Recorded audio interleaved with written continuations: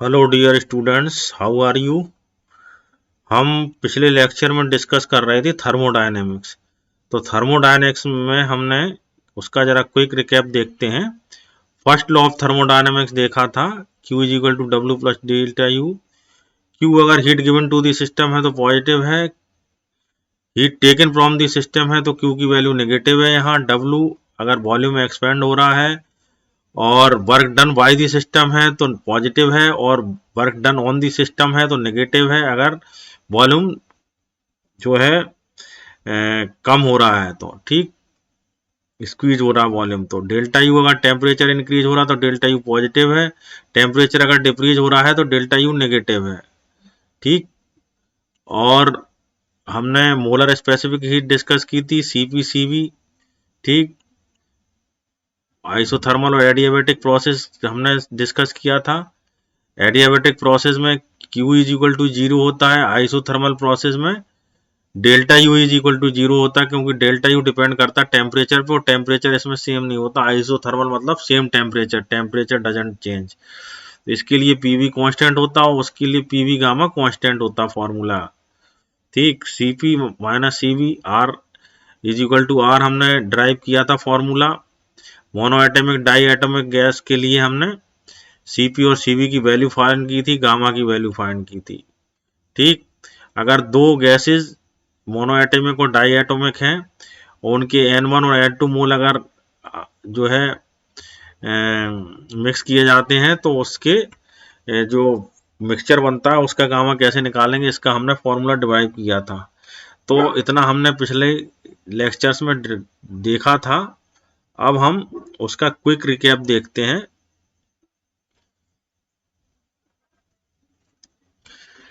Quick recap मतलब हम देख चुके हैं, अब हम आगे चलते हैं इसमें।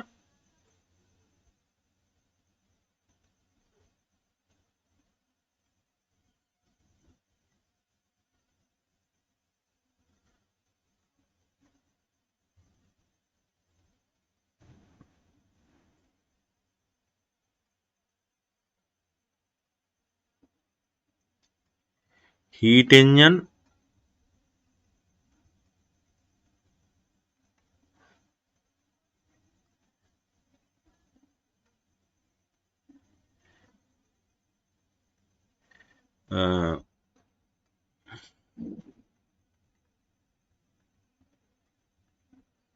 रेफ्रिजरेटर,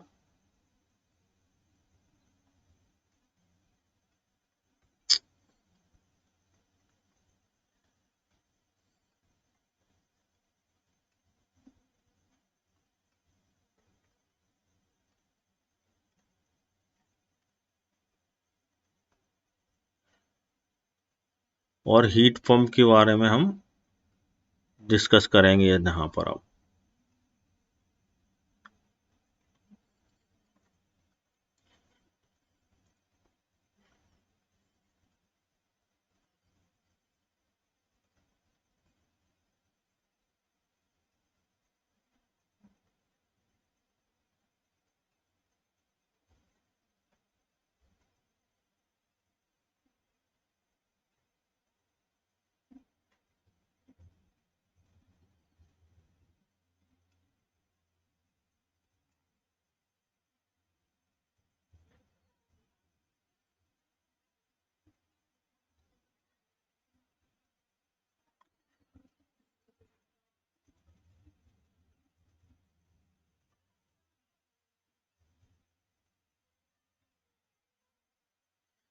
तो ये तीनों एक ही सिद्धांत पे काम करते हैं, एक ही प्रिंसिपल पे काम करते, कि इसमें एक हीट रिजर्वायर होता है, हॉट रिजर्वायर होता है, एक सिंक होता है, कोल्ड रिजर्वायर होता है, और एक जगह से हीट लेते हैं, दूसरी जगह पर हीट छोड़ते हैं, और वर्क डन या तो ऑन दी सिस्टम होता है या बाय दी सिस्टम होता है।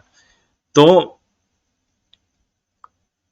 यानी work done done on the surrounding होता है या वर्क डन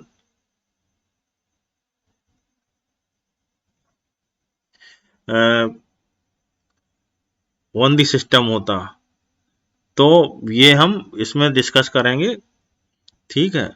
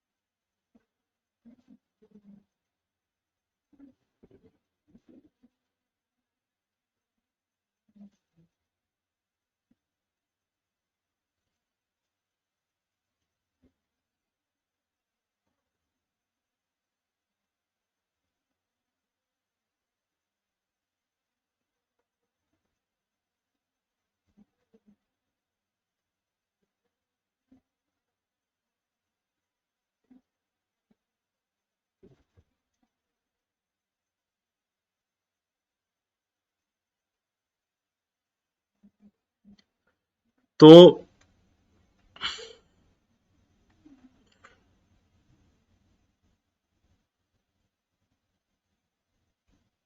इसका टेम्परेचर T1 है, इसका टेम्परेचर T1 है, इसका टेम्परेचर T1 है, इनका टेम्परेचर T2 है। ये कोल्ड रिजर्वॉयर है, ये हॉट रिजर्वॉयर है।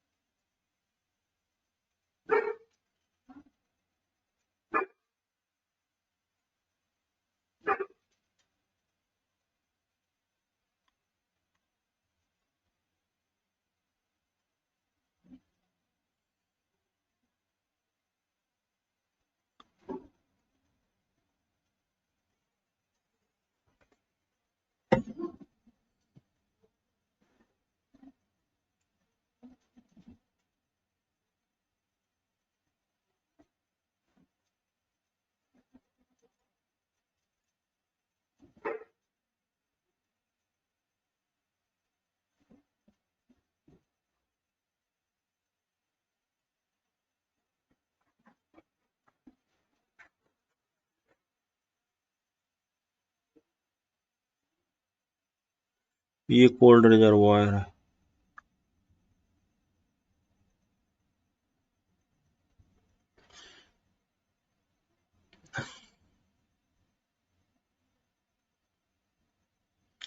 हीट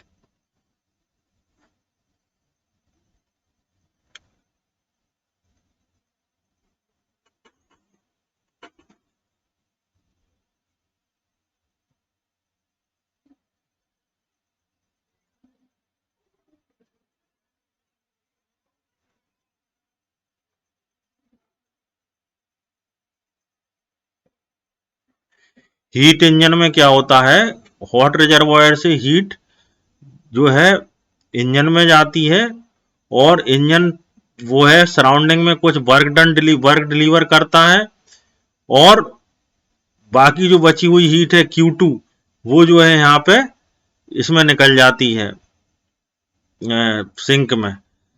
तो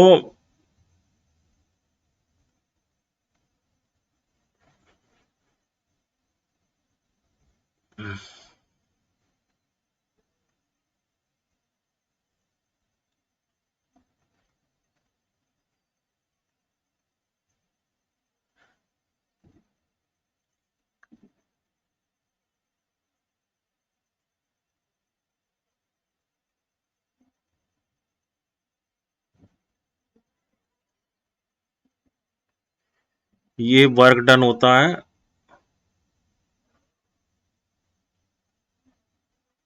ये वर्क डन है W, ये वर्क डन है W। ठीक,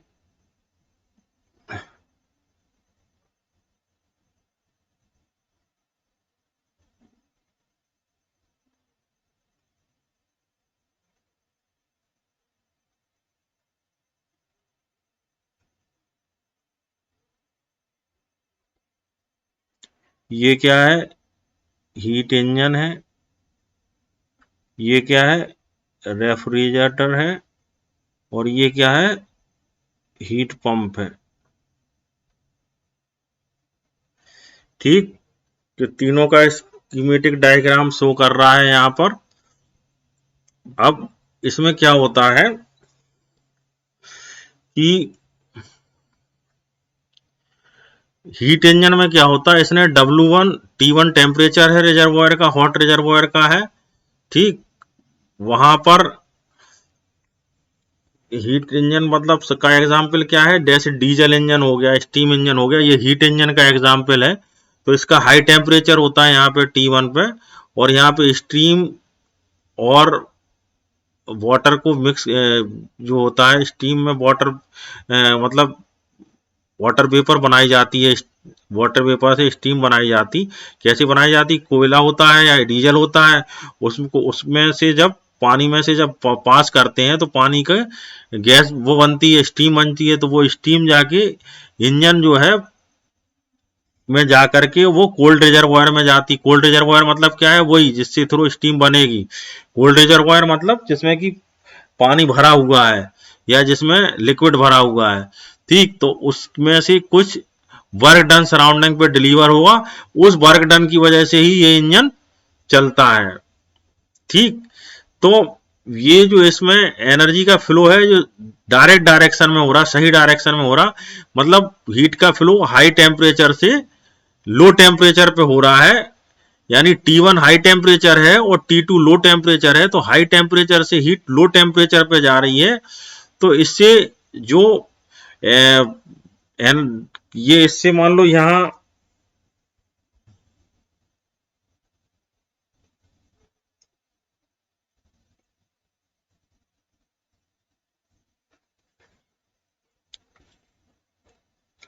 Q2 हो जाएगी, यहाँ Q1 हो जाएगी, यहाँ Q2 हो जाएगी, यहाँ Q1 हो जाएगी, यहाँ Q2 हो जाएगी। तो इसमें जबकि क्या होता है, रेफ्रिजरेटर में क्या होता है, रेफ्रिजरेटर में होता है उल्टा। रेफ्रिजरेटर में हीट जो है कोल्ड रिजर्वोयर से हॉट रिजर्वोयर में जाती है, यानी अपोजिट डायरेक्शन में हीट जाती है। तो इसमें क्या होता है, इसमें उल्टा जो है वर्क डन करना पड़ता, और वर्क डन करने के लिए जो एनर्जी की जरूरत पड़ती है वो energy in the form of electricity आती है। यानी जो रेफ्रिजरेटर है, रेफ्रिजरेटर में जो इलेक्ट्रिसिटी है वो यहां से हॉट रिजर्वायर से हीट ले निकालना है इसको, जबकि क्या होना चाहिए, नॉर्मल जो हमारा हीट का फ्लो कहाँ होता है, हीट का फ्लो तो हाई टेम्परेचर से लो टेम्परेचर की तरफ होता है। यहाँ पे लो टेम्परेचर से हाई टेम्परेचर की तरफ हमें हीट को फ्लो करना है। माने जैसे हम टिल्लू पंप का यूज करते हैं जब, तो टिल्लू पंप क्या करते हैं हम, अगर जैसे हमें छत से पानी नीचे लाना है तो बिना ही मोटर के वो आ जाएगा, बिना किसी इलेक्ट्रिक सप्लाई के वो पानी नीचे आ जाएगा ग्रेविटी की वजह से। लेकिन अगर हमें अगेंस्ट ग्रेविटी यानी अगेंस्ट जो नॉर्मल फ्लो है उसके ऊपर ले जाना है उसे, तो हमें उसमें फिर उसे एनर्जी देना पड़ेगी in the form of electricity, motor लगाना पड़ेगी। तो इसी तरह का रेफ्रिजरेटर का काम है। रेफ्रिजरेटर में उल्टा होता है, यानी लो कोल्ड रिजर्वोयर से एनर्जी जो हीट को है हॉट रिजर्वोयर में ले जाना पड़ता है, ले जा रहे हैं। तो इस पर वर्क डन करना पड़ेगा इन दी फॉर्म ऑफ डब्ल्यू। तो डब्ल्यू वर्क डन जब हम करते हैं तो ये जो हीट है कोल्ड रिजर्वोयर से उस पर जाती है, हॉट रिजर्वोयर में जाती। तो क्या होता है इसमें कि इसमें क्या होता है, गैस बड़ी होती है जो है, तो गैस क्या होती है, जब हम बहुत हाई प्रेशर से लो प्रेशर में जब गैस पास कराते हैं तो गैस का एक्सपेंस होता है गैस में, और जब गैस एक्सपेंड होती है तो वो फैलती है, और फिर वो गैस और लिक्विड का जो मिक्सचर बनता है, उस गैस और लिक्विड को मिक्सचर को फिर हम हीट जब देते हैं तो वो हीट डेसिपेट होती है रूम रूम में। जो गैस जो हमारा फ्रिज होता है, रेफ्रिजरेटर हो, उसके पीछे से हीट डिसिपेट होती है रूम में। तो वो एक तरह से क्या हो गया, हॉट रिजर्वायर हो गया, वहां से हीट डेसिपेट हो गई। और जो हीट पंप है, हीट पंप में भी क्या होता है, ये इसी तरह से काम करता है रेफ्रिजरेटर की तरह। और इसमें क्या होता है, जैसे मान लो हमारा हीटर हो गया या ब्लोअर हो गया, तो ब्लोअर में क्या होता है, बाहर का जो टेम्परेचर होता है रूम का टेम्परेचर से ज्यादा ठंडा होता, तो वहां की हीट लेकर के वो अंदर डालना है। मतलब बाहर का टेम्परेचर और ज्यादा कम है, तो कम टेम्परेचर से हीट लेकर के रूम का टेम्परेचर उसके कंपेरिजन में ज्यादा है। बाहर का एक्सटीरियर का temperature in comparison to room ज्यादा है, वहां से हीट लेकर के रूम में डाल रहा और रूम को और गर्म कर रहा है। तो हीट पंप भी रेफ्रिजरेटर की तरह काम करता है, और इसमें भी पंप में भी क्योंकि अगेंस्ट जो नॉर्मल फ्लो है उसके फ्लो के अपोजिट हीट को ले जाना पड़ता है, तो इसलिए इसमें भी जो है वर्क डन करना पड़ता है इसमें भी। तो ये तीन ये हैं, तो इनका अगर हम वो निकालेंगे, इफिशियंसी निकालेंगे, तो इसकी इफिशियंसी निकलेगी eta is equal to W upon Q1। ये Q1 जो हीट दी और वर्क डन जो हुआ W, तो इफिशियंसी क्या हो जाएगी W अपॉन Q1। अपन ने इतनी दी तो W की वैल्यू यहां से कितनी निकलेगी, W इक्वल टू क्या हो जाएगा, यहां से W जो निकला वो Q1 माइनस Q2 निकला, तो यहां से हो जाएगा Q1 minus Q2 upon Q1, इसके लिए ईटा की वैल्यू। ठीक, दूसरे लिए हॉट रिजर्वायर के लिए ईटा की वैल्यू इफिशियंसी की, सॉरी रेफ्रिजरेटर के लिए कितनी होगी, रेफ्रिजरेटर के लिए होगी जो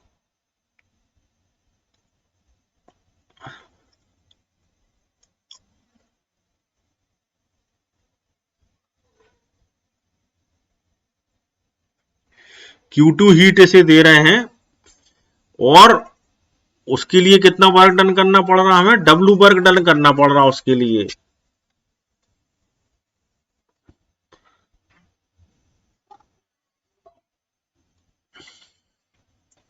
Q2 जो हीट दे रहा है उसके लिए हमें W वर्क डन करना पड़ रहा। ठीक, तो यहां से इसकी एफिशिएंसी कितनी होगी, Q2 अपॉन W होगा, क्योंकि W वर्क हमें करना पड़ रहा है, ये वर्क सराउंडिंग पे नहीं डिसिपेट हो रहा, हमको इस सिस्टम पे वर्क करना पड़ रहा, तो Q2 अपॉन W होगा। तो यहां से क्या हो जाएगा, यहां से देखो W plus Q2 is equal to Q1 है, यहां से क्या आ रहा, W प्लस Q2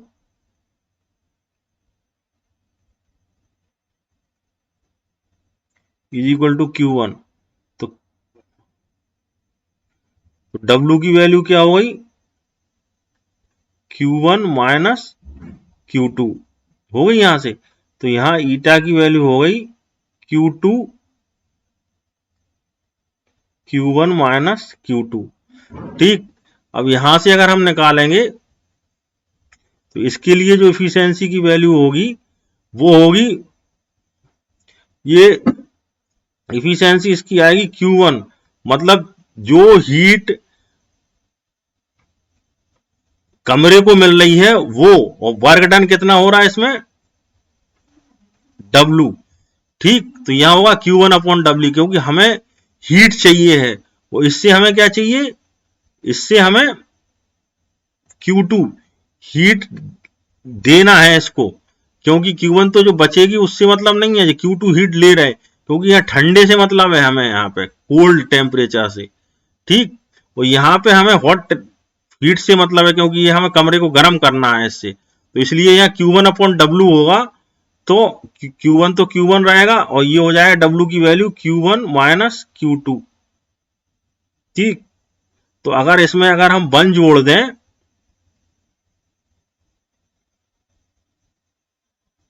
इसी में अगर हम 1 जोड़ दें इस वाले में, तो यही वैल्यू आ जाएगी हमारी, यानी इसको लिख सकते हैं हम Q2 upon Q1 minus Q2 plus 1। ठीक, तो ये ईटा डैश मान लें इसका, तो ये ईटा डैश इज इक्वल टू क्या हो जाएगा, ईटा माइनस 1, माने जो रेफ्रिजरेटर का जो इफिशियंसी है, इफिशियंसी जो इसका कोएफिशिएंट है इसका, वो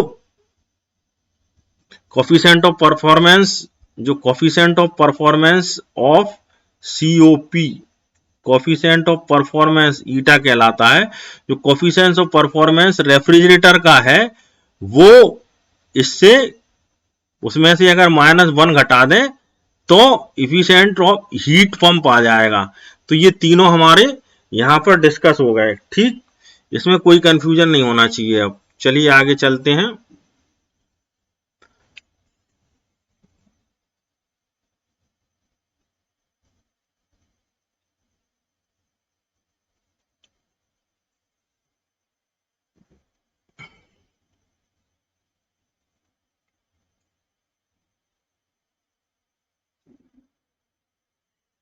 सेकेंड लॉ ऑफ थर्मोडायनेमिक्स।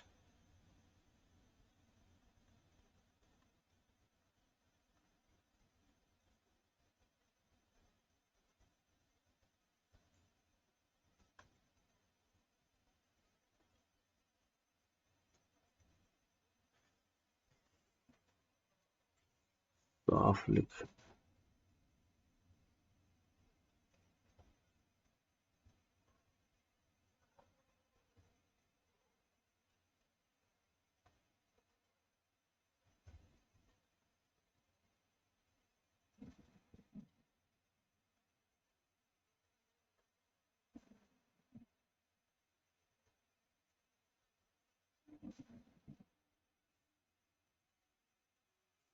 तो सेकंड लॉ ऑफ थर्मोडायनेमिक्स क्या, अभी हमने फर्स्ट लॉ ऑफ थर्मोडायनेमिक्स पढ़ा था। सेकंड लॉ ऑफ थर्मोडायनेमिक्स में ये वो है कि कोई भी इस तरह का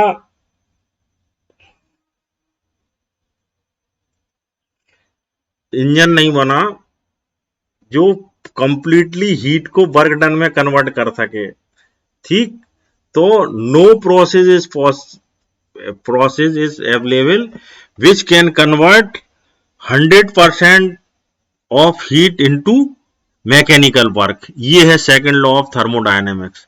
ठीक, ये जो कॉन्सेप्ट है वो दिया था केल्विन प्लैंक ने, स्टेटमेंट दिया था, ये केल्विन प्लैंक ने स्टेटमेंट दिया था।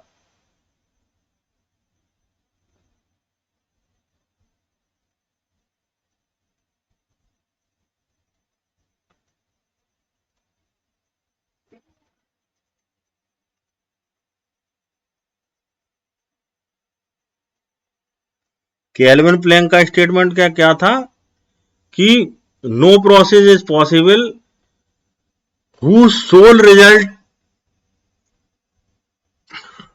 this whose sole result in absorption is absorption of heat from hot reservoir from a reservoir and the complete conversion of heat into work।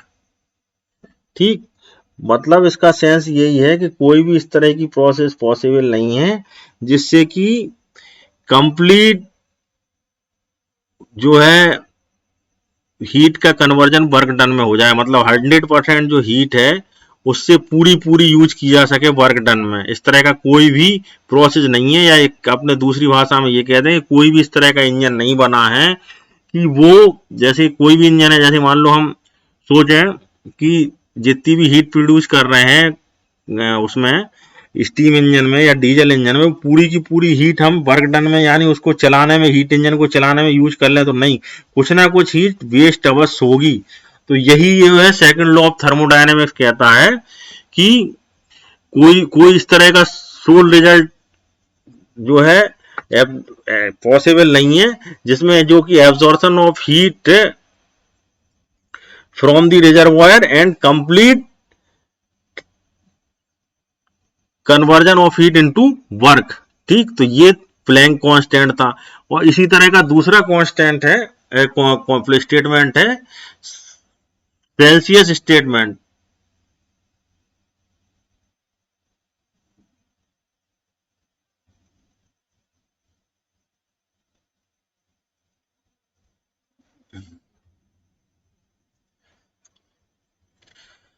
ये क्या कहता है, इस तरह का कोई भी सोल रिजल्ट नहीं है जो कि इस तरह की ये complete transfer of heat from cold reservoir to the heat reservoir हो सके। ठीक, या हॉट कोल्ड ऑब्जेक्ट से हीट ऑब्जेक्ट की तरफ जो है हीट का ट्रांसफॉर्मेशन हो सके, इस तरह का कोई सोल रिजल्ट पॉसिबल नहीं है।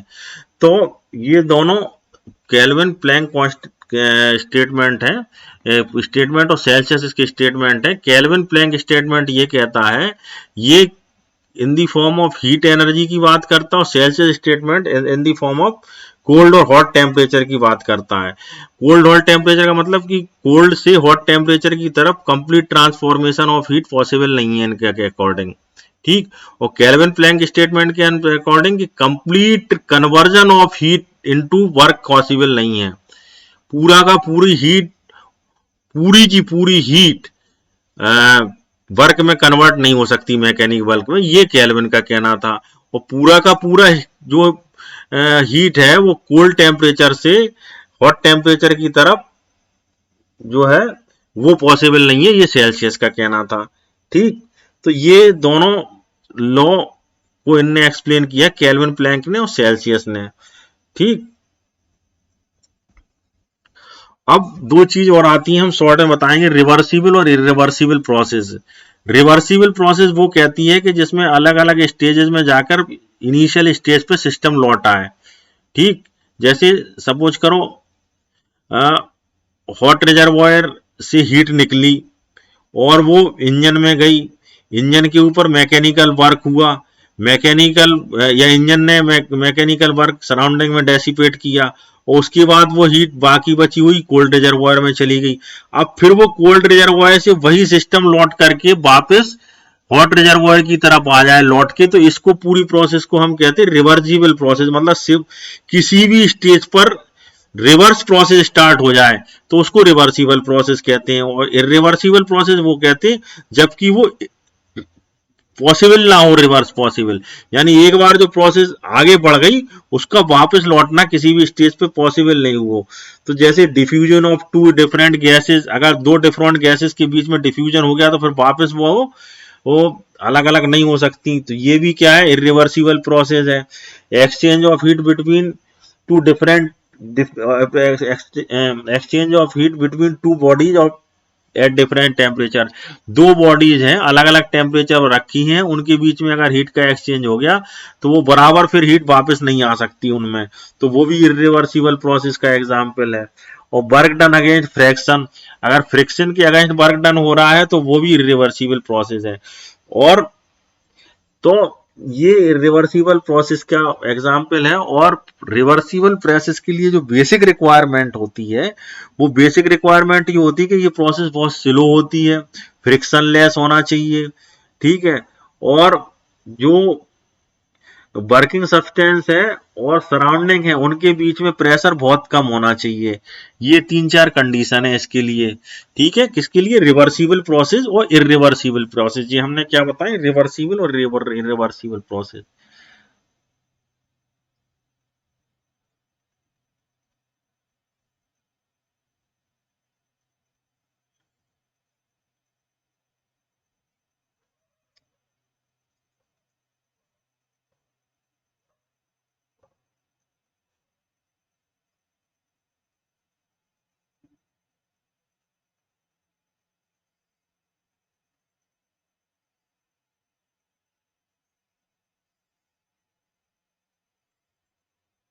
ठीक, तो ये रिवर्सिबल और इरिवर्सिबल प्रोसेस थी।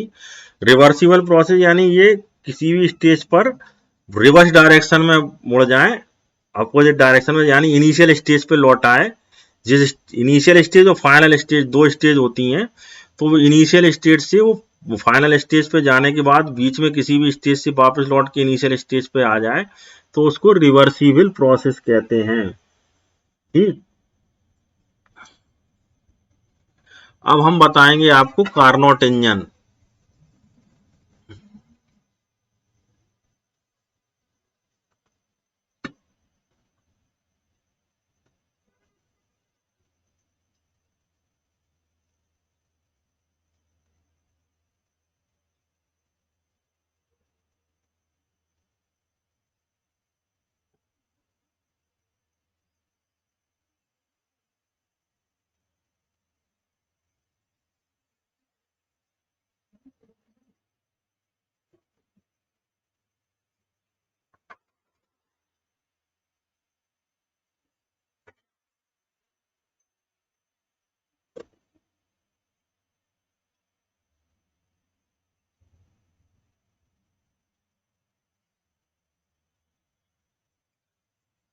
किसी भी इंजन की efficiency equal to one possible नहीं है, क्योंकि पूरा पूरा वो मैकेनिकल वर्क में कन्वर्ट नहीं कर सकता हीट एनर्जी को, इसलिए ये पॉसिबिलिटी बहुत कम होती है। ठीक, क्योंकि कुछ ना कुछ ही डेसिपेट हो जाती है। तो ये तो समझ में आ गया आपके कि पूरी की पूरी हीट एनर्जी जो है मैकेनिकल वर्क में कन्वर्ट नहीं हो सकती। ये किसने कहा था, केल्विन प्लैंक ने।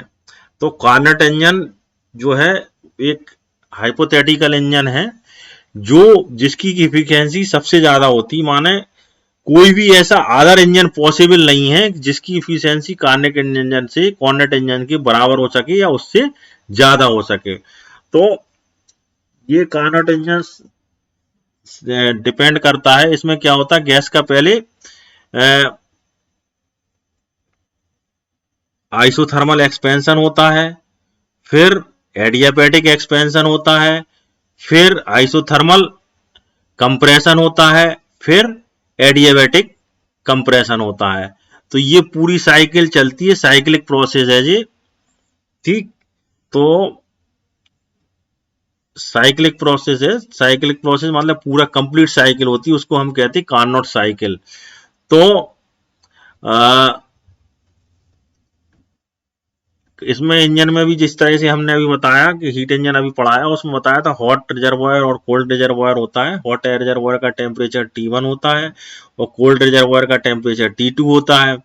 ठीक, हीट जो है जब उधर से उसमें आती है तो सराउंडिंग में क्या होता, डेसिपेट होता वर्क डन। ठीक, सराउंडिंग में वर्क डन जो है वो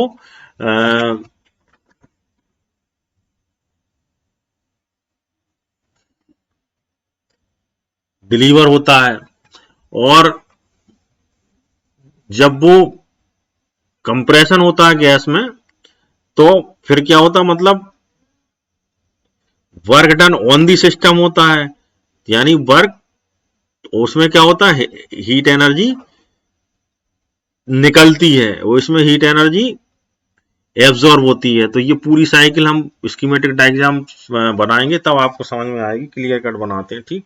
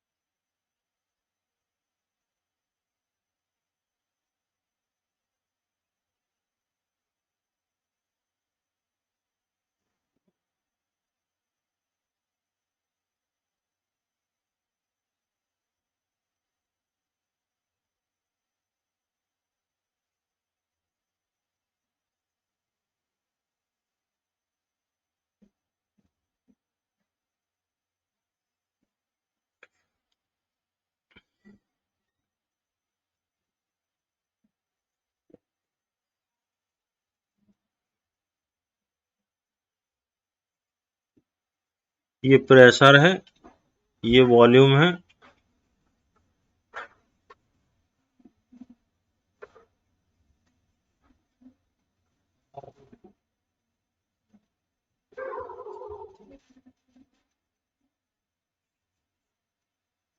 पूरी साइक्लिक प्रोसेस है ये।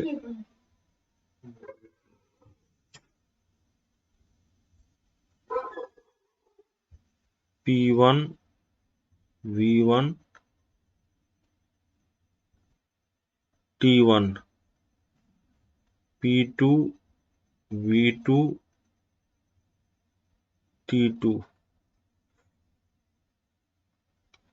ये सॉरी T1 आइसोथर्मल प्रोसेस है, सेम रहेगा टेम्परेचर। और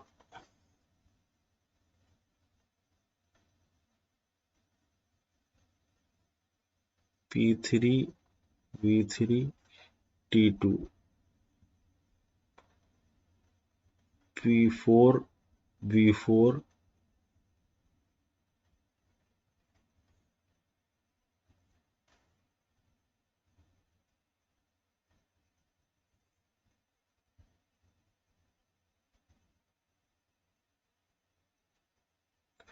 T2। ये Q1 heat given to the system, Q2 heat given by the system।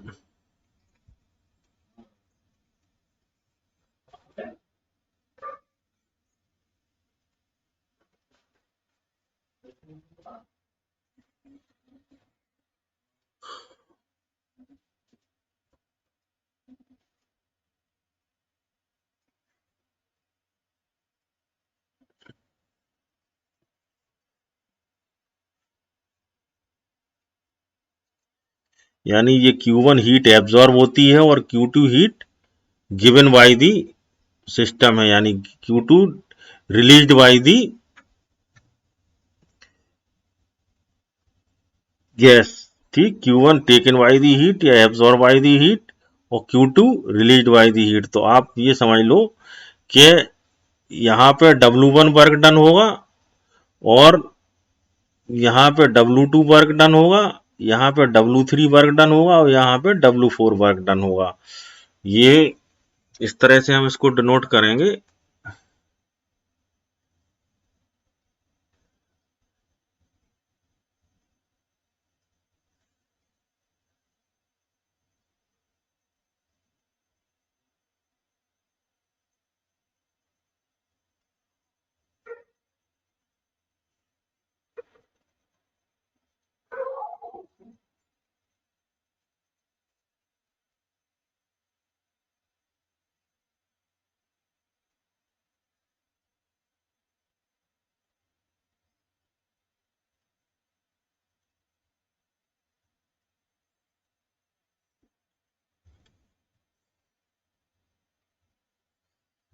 ये पॉइंट हम एज्यूम कर लिए, ए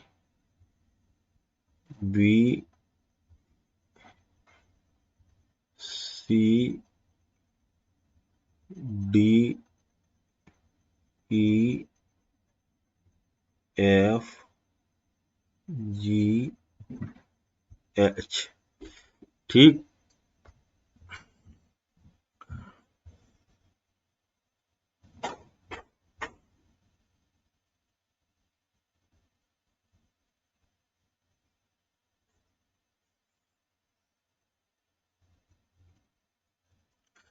तो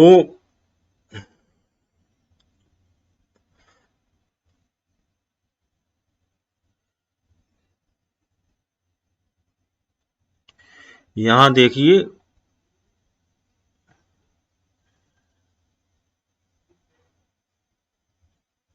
ए टू बी क्या है, आइसोथर्मल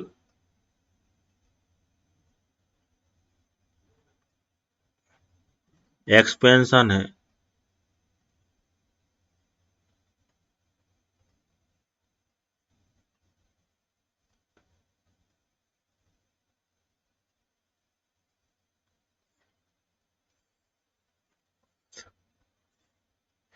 तो वर्क डन कितना होगा, आइसोथर्मल प्रोसेस के दौरान वर्क डन कितना होता, म्यू आर T1 है यहाँ पे, L N V2 upon V1। ठीक, और ये किसका एरिया कहलाएगा? एरिया ए बी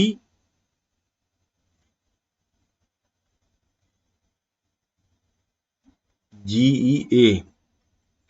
ठीक, ये एरिया, ये ये ये पूरा एरिया कहलाएगा। ठीक, अब BC की बात करें हम, तो ये क्या है? यहां पे नो हीट रिलीज हो रही है। ये देखो स्टीपिंग है ये क्या है? इसका जो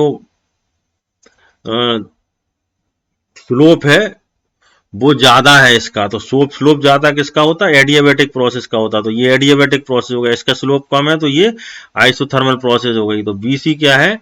आइसोथर्मल एडियाबैटिक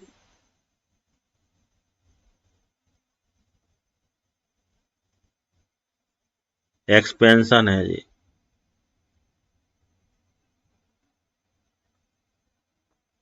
तो ये आप किसके बराबर भी कर सकते हैं? W को, इसको Q1 के बराबर भी लिख सकते हैं इसको, क्योंकि इसमें Q1 हीट एब्जॉर्ब हो रही है। ठीक, heat absorb by the gas.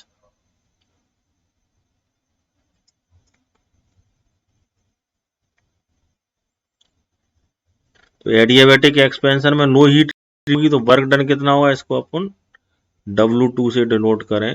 W2 is equal to, इसका हीट कितना होता है? फॉर्मूला क्या होता? Mu R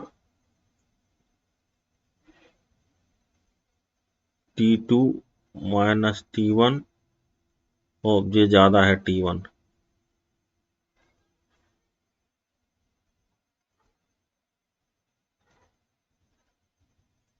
gamma minus 1। ठीक, तीसरा वाला क्या है? ये उल्टा बन गया।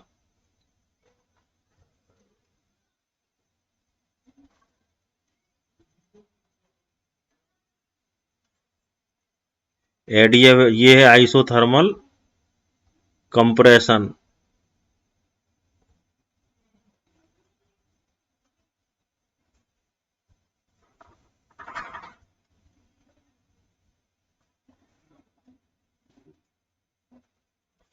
आइसोथर्मल कंप्रेशन है तो यहां W3 वर्क डन होगा जो कि माइनस Q2 के बराबर होगा, क्योंकि हीट ये क्या हो रही है? रिलीज हो रही है सिस्टम के द्वारा। तो हमने पहले क्या बताया था शुरू में, आप देखिए,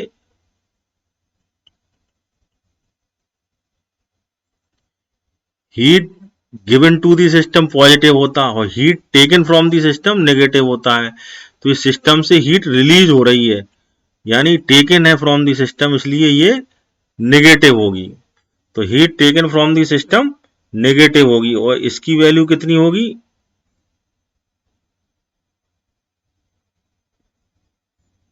mu R T2 log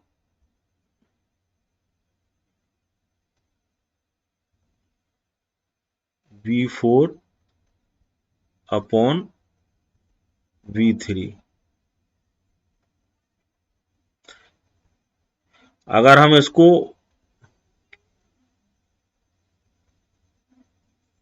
Q2 के फॉर्म में निकालेंगे तो ये माइनस आएगा। तो ये माइनस को अगर हमें इसे हटाना है तो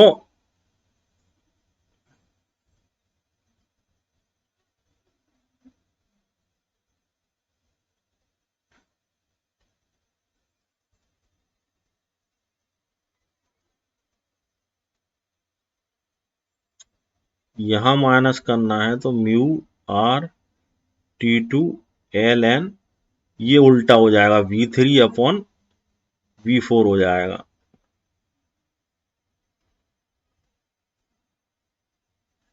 ठीक,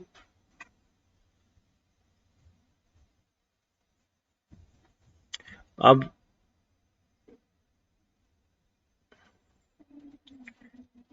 चौथा है adiabatic compression.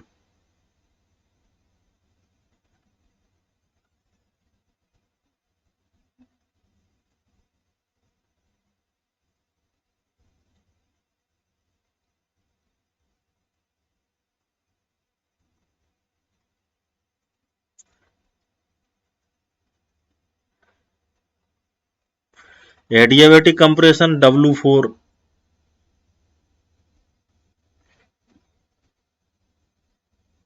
Is equal to mu are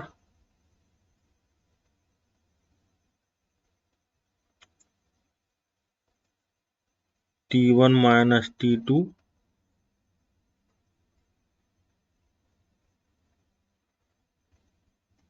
gamma -1। अब सारे के सारे वर्क डन अगर हम जोड़ दें,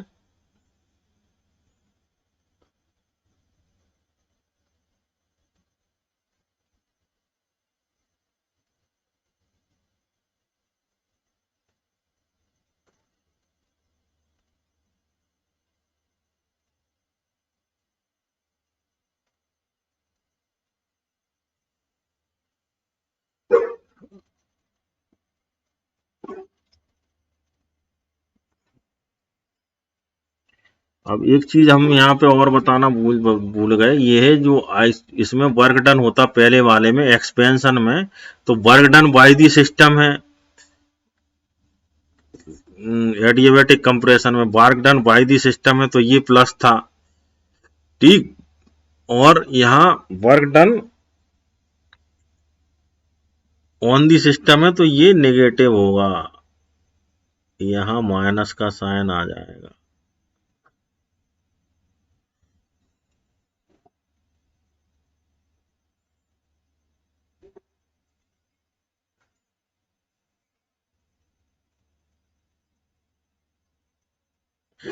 क्यों? क्योंकि यहाँ पे वॉल्यूम डिक्रीज हो रहा है, यहां से यहां जा रहा वॉल्यूम, वॉल्यूम डिक्रीज हो रहा है, यानी ये कंप्रेशन हो रहा। कंप्रेशन जब भी होता है तो वर्क डन क्या होता, नेगेटिव होता है ना। और ऊपर वर्क डन कैसा था, आइसोथर्मल एक्सपेंशन में पॉजिटिव था। यहाँ पे जहां जहां एक्सपेंशन वर्ड आएगा वहां वर्क डन पॉजिटिव आएगा, जहां जहां कंप्रेशन शब्द आएगा वहां वर्क डन निगेटिव आएगा। तो अब जब हम सारे वर्क डन को जब जोड़ेंगे तो ये तो सेम है, mu R T1 minus T2 gamma -1, तो ये कट जाएगा एडियाबैटिक एक्सपेंशन का और एडियाबैटिक कंप्रेशन का। वर्क डन सारे का सारा उड़ जाएगा। क्यों? क्योंकि W2 is equal to W4 है, यानी W2 इज इक्वल टू, जब W4 है माइनस के, तो ये कट जाएगा। तो अब जोड़ेंगे हम अगर इसमें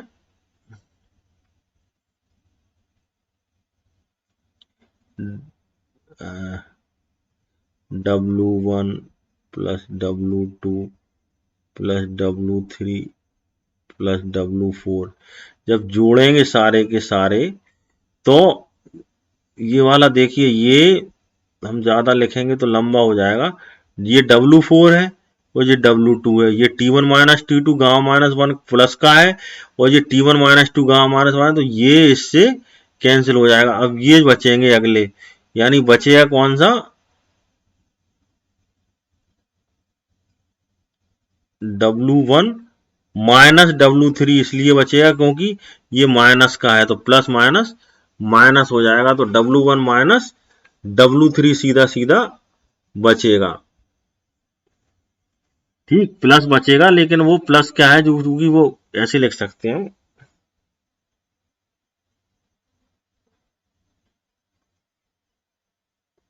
ठीक है।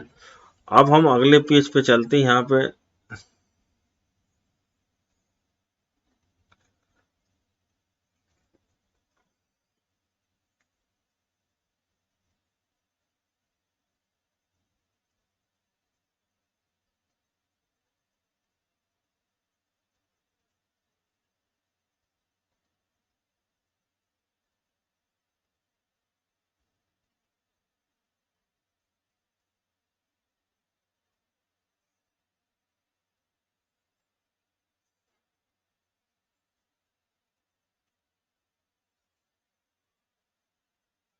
अब इस वाले में क्या हुआ,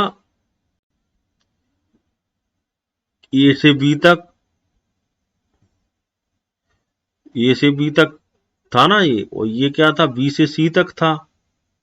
और आइसोथर्मल कंप्रेशन क्या था, सी से डी तक था। और एडियाबैटिक कंप्रेशन क्या था, डी टू ए था। अब इसमें क्या था, ए टू बी, ये था P one B one is equal to था पी टू वी टू। ठीक। और एडियाबैटिक एक्सपेंशन में क्या था, P two V two gamma is equal to P three V three gamma. और आइसोथर्मल कंप्रेशन में क्या था, P three V three is equal to P four V four. और फाइनली इसमें तक क्या था, P four V four gamma is equal to P one V one gamma.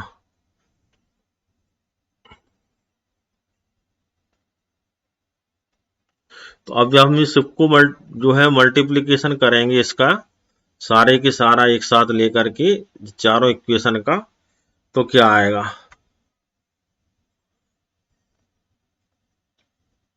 P one V one into P two V two gamma P three V three P four V four gamma is equal to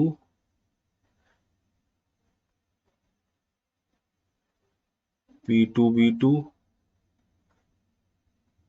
P three V three gamma P four V four P one V one gamma. अब देखो P one P two P three P four से तो ये cut गए, P one से P one cut गया, P two से P to cut गया, पी थ्री से पी थ्री कट गया, पी फोर से पी फोर कट गया। ठीक। ये आ गया वी वन वी थ्री और वी टू वी फोर की पावर गामा।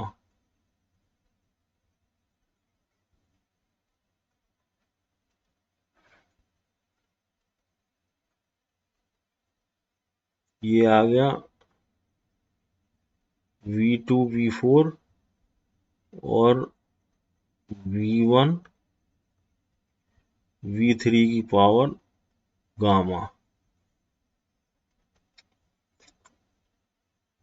तो अब ये जब नीचे आ जाएंगे इसके, यानी ये V two V four V two V four V one V three upon V one V three gamma. तो ये हो जाएगा,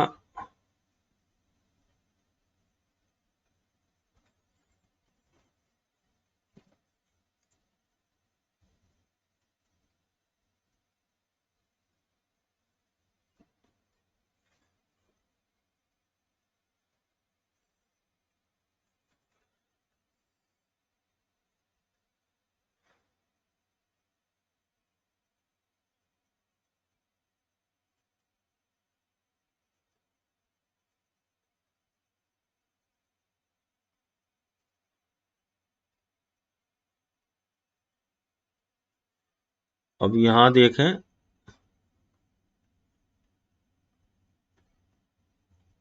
we two V four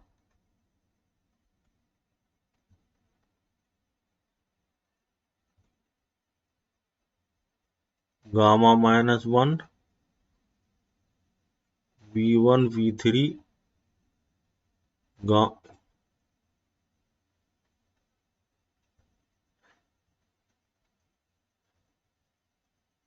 gamma -1 यानी V2 V4 V1 V3 gamma हटा दिया, पावर दोनों तरफ है तो हट जाएगी।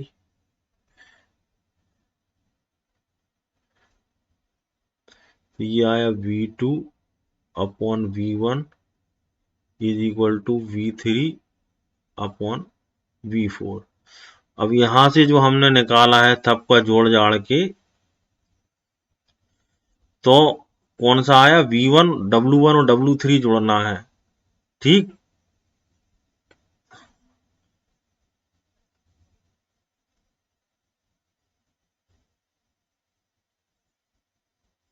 नेक्स्ट पेज पे देखते हैं।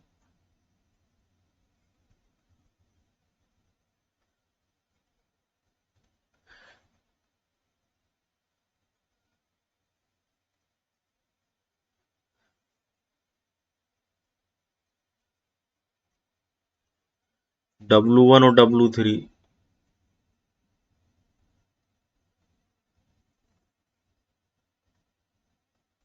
म्यू आर T1 ln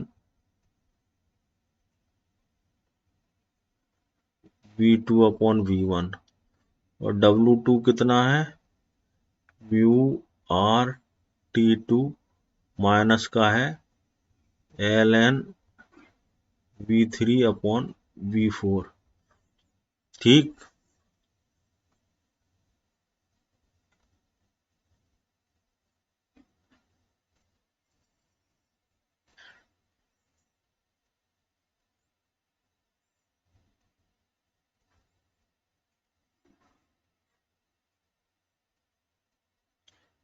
तो W is equal to W1 plus W2 mu R common T1 ln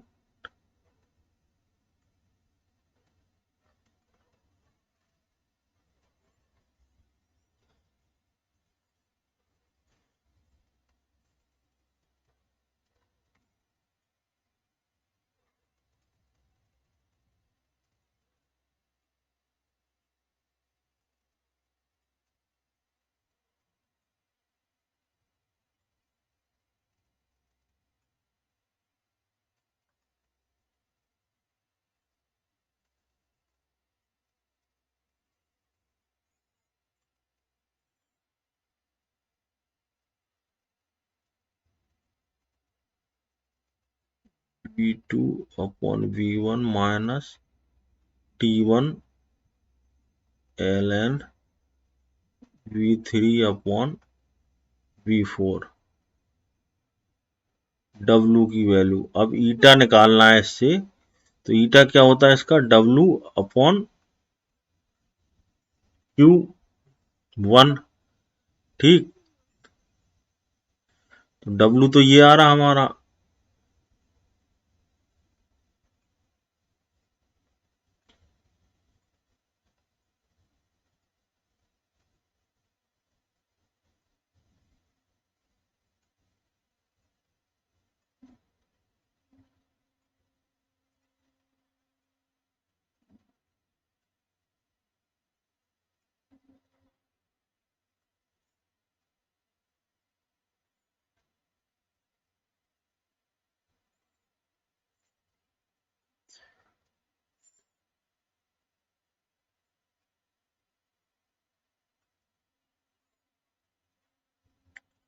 ये T1 था, ये T2 था, तो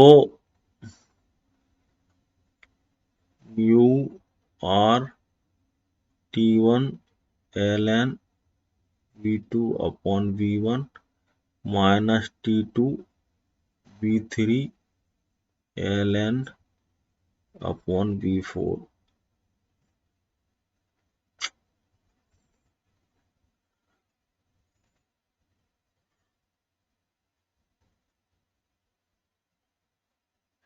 अपॉन Q1 की वैल्यू कितनी है,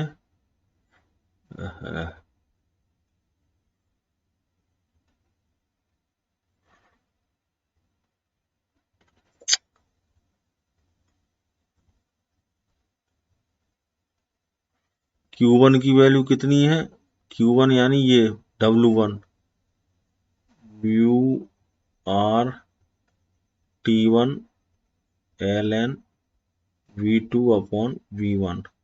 अब इसको हमने निकाल लिया नीचे से, क्या निकाला हमने, V2 upon V1 is equal to W3 upon W4। तो इसकी जगह हम V2 अपॉन V1 लिख सकते हैं। तो म्यू आर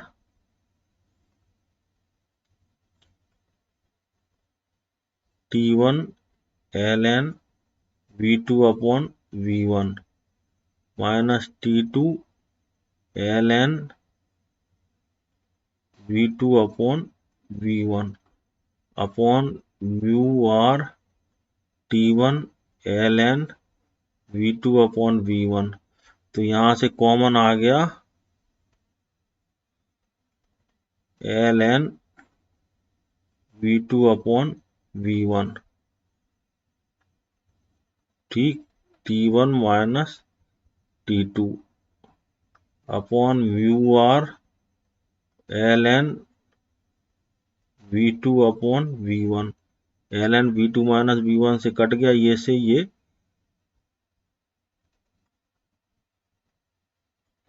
कट गया, नीचे बचा T1। तो ये आ गया T1 minus T2 upon T1 ईटा की वैल्यू, यानी 1 माइनस T2 अपॉन T1।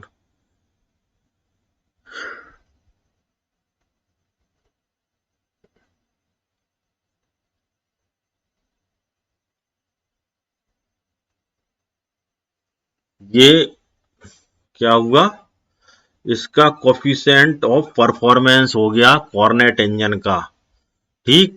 तो क्या है, no other engine has more efficiency than Carnot engine, क्योंकि कॉर्नेट इंजन एक जो है हाइपोथेटिकल इंजन है, ठीक। इसकी तरह एफिशिएंसी किसी की नहीं होती। और इसमें क्या होता है, जैसा कि हमने पहले अभी बताया बीच में, कि ये यहां पे देखिए आइसोथर्मल एक्सपेंशन होता है, हीट एनर्जी एब्जॉर्ब होती है बाय द सिस्टम, इसलिए ये पॉजिटिव होती है। Work done by the system, work done by the system होता है, क्योंकि इसमें इसका जो वॉल्यूम है वो एक्सपेंड होता है, इसलिए इसकी वैल्यू पॉजिटिव होती। ये जो है एडियाबैटिक एक्सपेंशन है, तो ये भी पॉजिटिव होता है, ठीक। ये आइसोथर्मल कंप्रेशन है और इसमें हीट निकलती है, इसलिए Q2 नेगेटिव होती है और वर्क डन भी नेगेटिव होता है, ठीक। और ये एडियाबैटिक कंप्रेशन है, ये भी नेगेटिव होता है। क्यों, क्योंकि नेगेटिव क्यों होता है, क्योंकि इसमें भी वॉल्यूम कम होता है, वॉल्यूम में कंप्रेशन होता है, इसलिए, ठीक। तो ये चारों को जब हम जोड़ के उसको कैलकुलेट करते हैं, कैलकुलेट कैसे करा हमने, पहले आइसोथर्मल एक्सपेंशन का जो फॉर्मूला है वो फिट किया, mu R T log V2 upon V1, ठीक। फिर हमने एडियाबैटिक का फॉर्मूला फिट किया, उसमें mu R T1 minus T2 upon gamma minus 1, ठीक। और फिर इसमें P1 V1 और P2 V2 वाला फॉर्मूला लगा के V और V में एक रिलेशन निकाला, और फाइनली जाकर के हमारा ये फॉर्मूला आया कि eta is equal to coefficient of performance of Carnot engine is equal to 1 minus T2 upon T1, जहां पे T1 हॉट रिजर्वायर का टेम्परेचर है और T2 सिंक का टेम्परेचर है, ठीक। तो ये हमारा चैप्टर आज होता है कंप्लीट, ठीक। फिर से हम एक क्विक रिकैप देखते हैं इसका।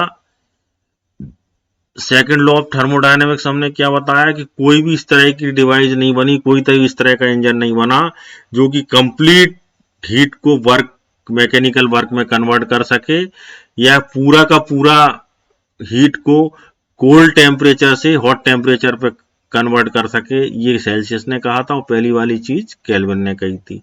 रिवर्सिबल इरिवर्सिबल प्रोसेस सिंपल है। कार्नट इंजन की हमने पूरी कार्नट साइकिल आप लोगों को बता दी, और हीट इंजन, रेफ्रिजरेटर और हीट पंप तीनों एक्सप्लेन कर दिए। सीपीसीबी में रेशियो हमने बता दिया, मोनो एटॉमिक, डाई एटॉमिक और